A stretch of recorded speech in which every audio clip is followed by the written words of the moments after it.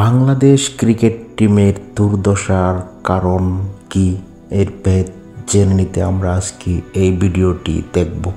আপনারা সবাই সঙ্গেই থাকুন। আসুন আজ আমরা না থামি সেই গ্যালারির কোণে, যেখানে নীরবতা আজ চিৎকারের চেয়েও ভারী। আমরা জানি কঠিন সময় চলছে ক্রিকেটে, যা আমাদের আত্মার প্রতিচ্ছবি। সেই মাঠে আজ যেন জয়ের হাসিটা নেই বললেই চলে। আমাদের হৃদয় ভাঙে প্রতিটি অপ্রত্যাশিত পরাজয়, প্রতিটি বোল্ড শট, প্রতিটি ভুল ট্যাকেল, প্রতিটি মিসফিল্ড যেন আমাদের নিজেদেরই ব্যর্থতা।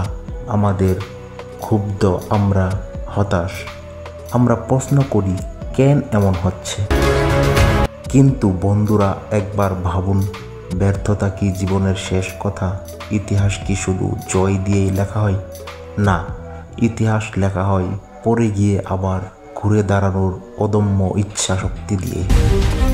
আসলে এই অন্ধকার সময়টা হলো আসল পরীক্ষার সময়। এই সময়ে নির্ধারণ হয় আমরা কেবল জয়ের সঙ্গী নাকি সত্যিকারের যোদ্ধা। মনে রাখবেন, সূর্যের তেজ সবচেয়ে বেশি বোঝা যায় গভীর অন্ধকারের পরেই।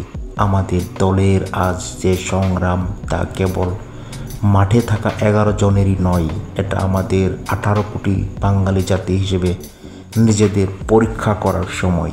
এই পরিস্থিতিতে আমাদের প্রমাণ করতে হবে আমরা বিশ্বাস হারাইনি, আমরা একদিন জয়ী হবই। কারণ আমরা জানি বাংলাদেশ হারতে শেখেনি, কেবল লড়াই করতে শিখেছে।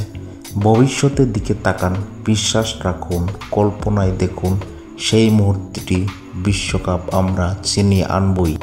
যখন আমাদের লাল সবুজের দল বিশ্বমঞ্চে ট্রফি হাতে উল্লাস করবে, তখন পুরো জাতি আনন্দে উল্লাসিত জয়ের মুহূর্ত পালন করবে। সেই জয়, সেই মুহূর্ত হবে আমাদের সবার।